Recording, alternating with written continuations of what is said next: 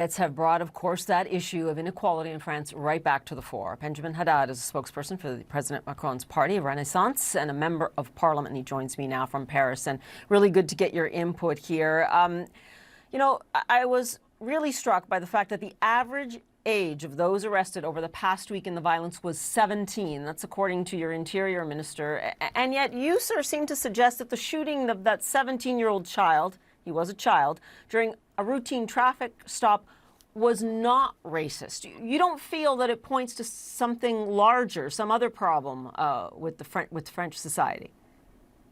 No, look, I mean, our justice system in reacting to the killing of the 17-year-old was swift and was tough. The police officer who killed Nahel, the 17-year-old, was arrested. He's being charged with murder. He's been prosecuted. And President Macron was very clear that there's no explanation for this. But we also need to be very frank.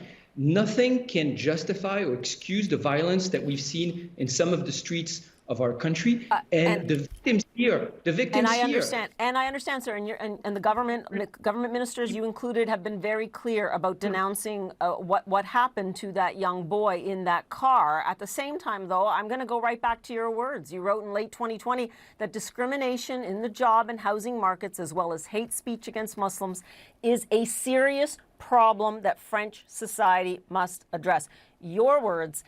That was 3 years ago, and yet we are a generation on with this problem. What is the solution? What is the solution being put on the table?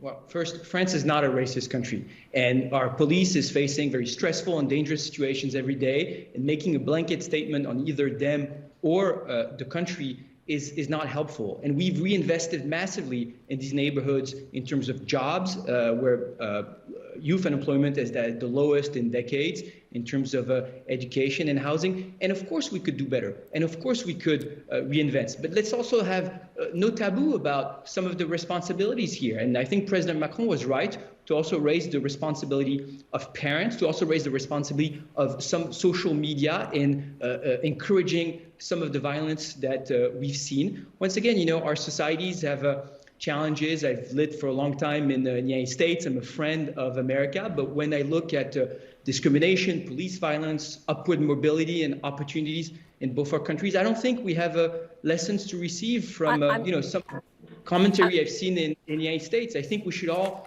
tend to our own gardens and and try out to get better. The problem here, Mr. Haddad, is not American commentary or otherwise. It is problems with the French themselves saying that there is a problem. I am old enough to have read and seen the problems in France for myself for decades now. There is the issue of inequality, something I think you know about much better than I do. So I ask you again, going forward, I'm sure you do not want to see the divisiveness in French society that we have seen over the last few months and years.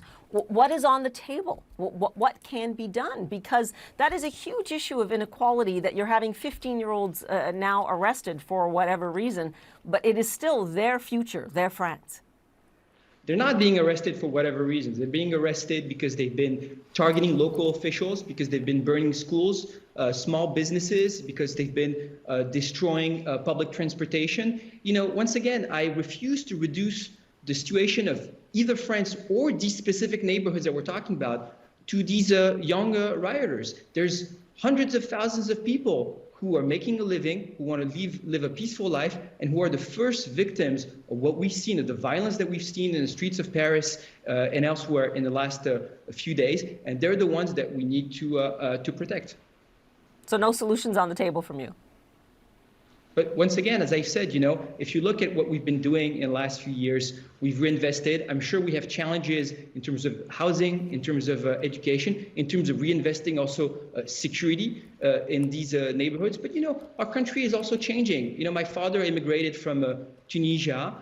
He went to free public school. He was given opportunities. He was grateful for what this country has done for him. A lot of us have been welcome, have made a living. I agree that the US, France, and all of the big democracies that have gone through events like these, Germany, Belgium, or the UK, or Canada, in recent weeks and months, can do better and need to address this. But I don't want to reduce the situation of the country, to the violence that we've seen, and I think we can, all do better. But let's protect the people who have been targeting, who have been the victims of this violence. And once again, I want to address something else.